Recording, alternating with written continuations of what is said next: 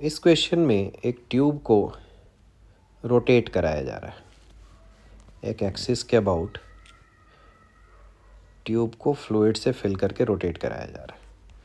तो एक तो इसकी होती है शॉर्ट ट्रिक, ठीक है, और एक होता है इंटीग्रल मेथड।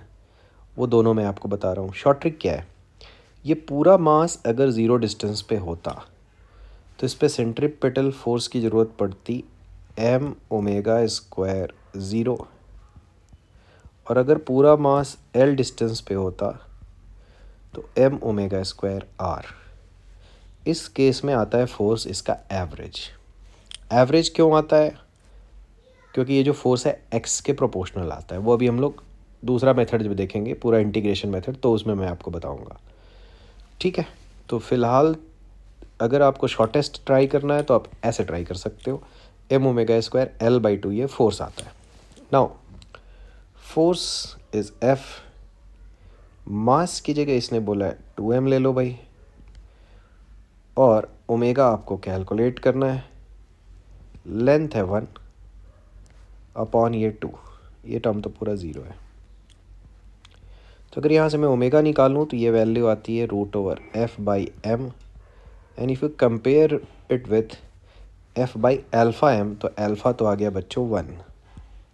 तो ये हो गया जिनको ये शॉर्ट ट्रिक पता है, ठीक है, डायरेक्ट रिजल्ट लिखने आ रहा है फटाफट शॉर्ट ट्रिक से, तो ऐसे कर लेंगे। जिनको नहीं आता है कोई बात नहीं, उनको फिर से इंटीग्रल मेथड में ले चलते हैं भाई।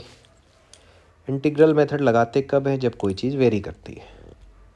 इस ट्यूब पे फ्लूइड भरा हुआ है और इस पूरे फ्लूइड को चाहिए एक सेंट्रीपिटल फोर्स, तभी ये सर्कल में घूमेगा। बट सेंट्रीपिटल फोर्स का फॉर्मूला मैं ये नहीं लगा पाऊँगा क्योंकि यहाँ पे रेडियस हर फ्लूइड के पार्टिकल के लिए हो रही है चेंज। तो इंटीग्रल मेथड बहुत होता है simple, first find the problem creating element, जो चीज़ बार बार चेंज हो रही है वह है यहाँ आर, फिक्स दैट वेरिएबल, उसी को फिक्स करो x डिस्टेंस पे और उसमें थोड़ा सा इंक्रीमेंट दे दो, ठीक है, और वो थोड़ा इंक्रीमेंट दे के आप एक छोटा सा एलिमेंट ले लो dx। अब ये जो dx एलिमेंट है वो सर्कल में इसलिए घूम रहा है क्योंकि इधर से फोर्स लग रहा है F और इधर से लग रहा है थोड़ा सा ज़्यादा F प्लस dF, और इन दोनों का जो डिफरेंस है वही इसको सर्कल में घुमा रहा है। So this become mass m omega square r की जगह x। बस अब इसको इंटीग्रेट करना होता है। तो जब अगर मैं इसको इंटीग्रेट करूं, so when x is changing from 0 to l, the force is changing from 0 to f, क्योंकि फ्लूइड के ऊपर प्रेशर यहीं से लग रहा है। तो इधर का इंटीग्रेशन आता है f, dm को आप लिख सकते हो मास per unit length into dx, क्योंकि इसी को आप घुमा रहे हो, इनटू ओमेगा स्क्वायर x।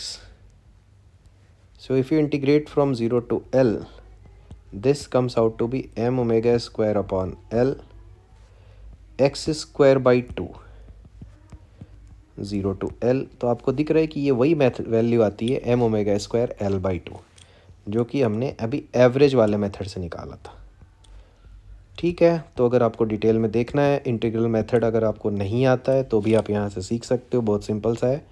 क्या क्या 4 स्टेप होते हैं? First find the problem creating element, fix this variable, give small increment in it, and then integrate. इसी से आप इंटीग्रल के किसी भी टाइप के क्वेश्चन को इसी कॉन्सेप्ट से सॉल्व कर सकते हो। बाकी आगे का कैलकुलेशन तो हमने ये शॉर्ट मेथड में ऊपर देख ही लिया है। So alpha is 1,